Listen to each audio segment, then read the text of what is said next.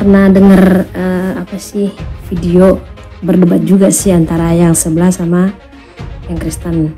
Mereka bertanya, kenapa kalian menganggap bahwa Yesus itu lahir di kandang domba? Sedangkan di dalam Alkitab pun nggak ada satupun kata yang mengatakan bahwa Yesus itu lahir di kandang domba.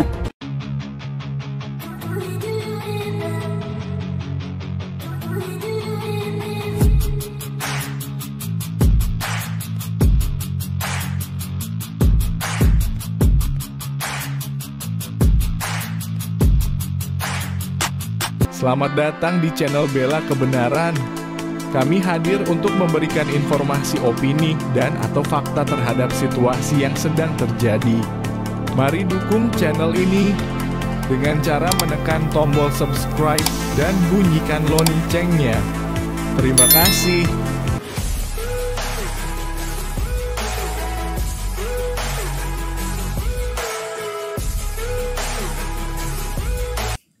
Mau nanya,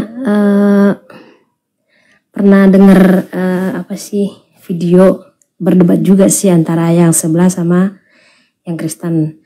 Mereka bertanya, kenapa kalian menganggap bahwa Yesus itu lahir di kandang domba? Sedangkan di dalam Alkitab pun nggak ada satupun kata yang mengatakan bahwa Yesus itu lahir di kandang domba. Penjelasannya hanya Yesus lahir di palungan. Jadi minta tolong dijelasin Kak. Ya, gini, memahami Alkitab itu bukan hanya berdasarkan apa yang disampaikan dalam kitab suci. Kekristenan mula-mula itu mengenal tradisi suci. 2 Tesalonika ayat 15. Peganglah apa yang telah ditradisikan kepadamu secara lisan dan tertulis. Teks aslinya adalah tradisi atau paradosis, bukan ajaran. Kalau ajaran didaskalia. Nah, bagaimana orang-orang bahkan para cendekiawan Kristen dahulu mengetahui bahwa palungan itu adalah palungan tempat untuk minumnya kandang domba ya. Kalau dikatakan sebagai palungan di situ. Ya, itu diinformasikan oleh Justin Martyr.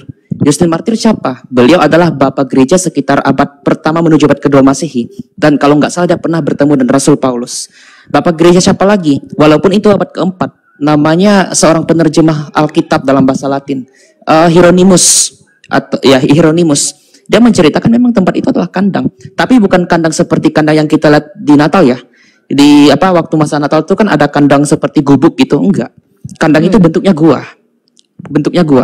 Dan terlebih lagi gini, untuk kawan-kawanku yang saudara muslim, kalau Anda sedikit mencibir terhadap kelahiran Kristus, bagaimana mungkin yang ilahi lahir dalam di tempat yang kotor kata Anda, kumuh karena suatu kandang kata Anda. Ya, Nabi Muhammad pun salat di kandang Anda tidak permasalahkan. Hadis riwayat Darimi 1355. Kenapa Anda tidak mempermasalahkan Nabi yang pernah salat di dalam kandang? Ya, itu adalah urusan kalian sebenarnya. Bagi kami, kenapa Kristus turun dalam rupa manusia, lahir di tempat kandang, tipologi Kristus sebagai anak domba Allah yang akan disembelih. Karena penggenapannya adalah penebusan itu. Ya, kedua, menggenapi Mika 5 ayat 1 dan seterusnya yang mengatakan dia akan lahir di Migdal Eder. Migdal Eder ini adalah menara kawanan domba. Itu bukan tempat domba biasa, bukan tempat domba yang dipersembahkan, bukan tempat domba seperti domba yang kita lihat. Ternyata itu tempat yang dikhususkan, bahkan dianggap kudus, yang nantinya akan dipersembahkan di bait Allah sebagai korban bakaran. Nah, jadi kenapa Kristus lahir di kandang domba itu bukan hanya kita lihat dalam Alkitab saja, tapi dilihat dalam tradisi suci. Ya, seperti itu tanggapan saya. Silakan Kak Elia atau Mas Pisi. Palungan, ingat, palungan itu adalah bahasa Yunani itu adalah partner. Itu hanya ada di kandang domba. Enggak ada palungan itu tempat makan domba. Enggak ada tempat makan domba di kamar mandi. Itu logikanya emang seperti itu. Lah palungan otomatis harus di kandang domba. Kenapa harus berpikir di tempat lain? Bukan lagi di tempat pembuatan palungan, kan enggak. Ya, tetapi tetap kalau palungan ya tempat makan domba ya pasti di tempat kandang domba dong. Domba. Bahkan sejarawan gereja ya, Eusebius dari Kaisarea dan Origen dari Alexandria itu mengatakan ya dia di kandang domba. Di dalam palungan, di kandang domba yang berupa gua di Bethlehem di kawasan Migdal Eder. Yang tadi disinggung oleh Timothy al-Awal bahwa ya nubuatan penggenapan nubuatan Nabi Mika itu loh. Jadi kalau dikatakan nggak mungkin lahiran di kandang domba, ya tempat makan domba ya di kandang domba lah. Dan gak usah malu ya sebagai orang Kristen. Memang Tuhan Yesus itu merendahkan dirinya untuk melayani, bukan untuk dilayani. Lagi pula Bang, kenapa dia lahir di kandang domba? Karena Yesus adalah anak domba Allah. Benar. Makanya dia lahir di kandang domba. Kalian tahu di Bethlehem itu, di kawasan Migdal Eder itu tempat Yesus lahir. Imam di tempat itu, imam Lewi itu akan selalu ada di sana untuk menyeleksi dan memilih domba-domba untuk bisa dipersembahkan di bait suci. Karena domba yang harus dikorbankan di bait suci adalah domba yang tak bercacat dan tak bercelah.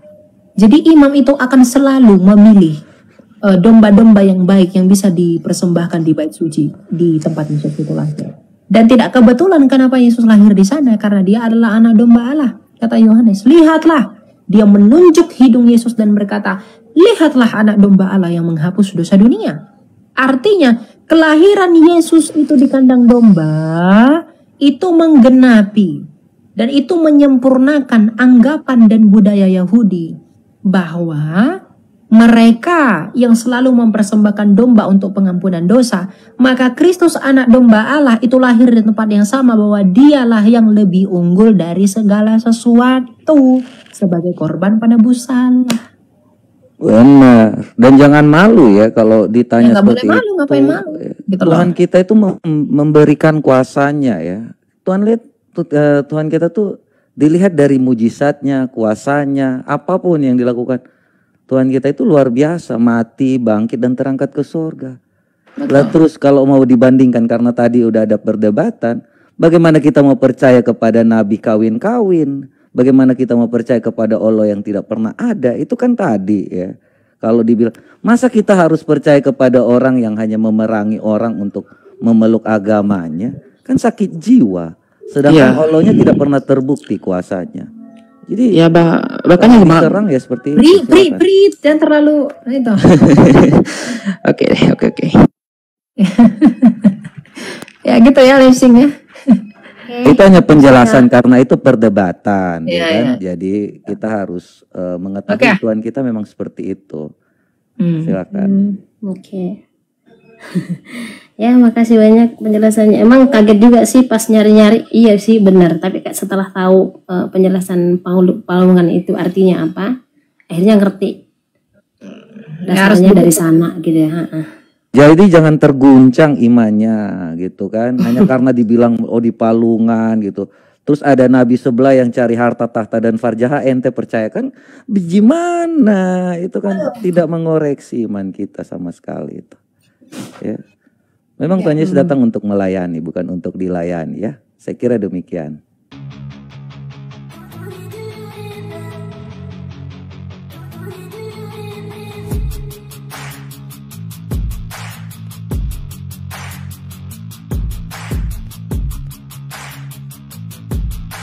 Terima kasih sahabat sudah menyaksikan tayangan kami hari ini.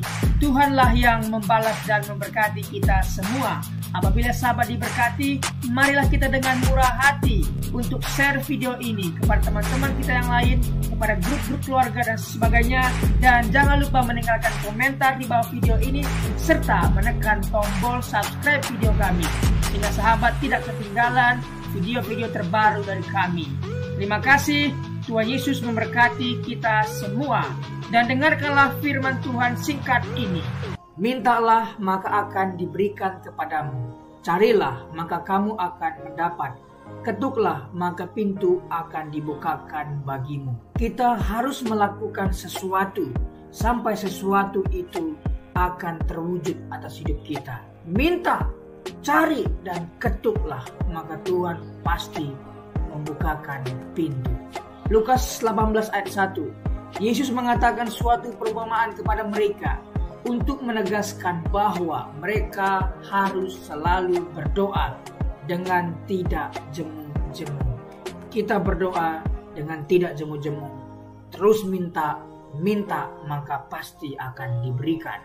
Tuhan Yesus berkata, karena itu aku berkata kepadamu, apa saja yang engkau inginkan ketika engkau berdoa, percayalah bahwa engkau telah menerimanya dan engkau akan memilikinya. Amini ayat firman Tuhan ini, bahwa Tuhan pasti memberikan segala sesuatu yang kita butuhkan. Semoga Allah, sumber pengharapan, memenuhi kamu dengan segala sukacita dan damai sejahtera dalam iman kamu, supaya oleh kekuatan Roh Kudus kamu berlimpah-limpah dalam pengharapan. Terima kasih. Apabila sahabat ada komentar dan pendapat yang lain terhadap video hari ini, boleh tuliskan komentarnya, pendapatnya di kolom komentar di bawah video ini, sehingga kita boleh diskusi